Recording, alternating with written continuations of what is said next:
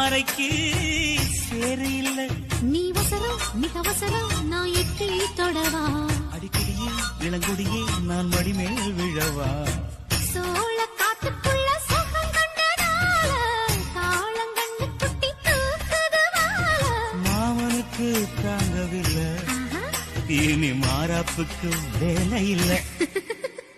மூணு முழம் மல்லியப்பூ உன்னை முட்டக்கண்ணால் பாக்குறதோ.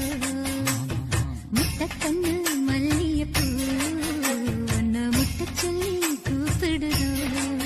நீ காவலுக்கு மட்டும் இல்லையா, என் கட்டிலுக்கும் கெட்டிக்காரையா.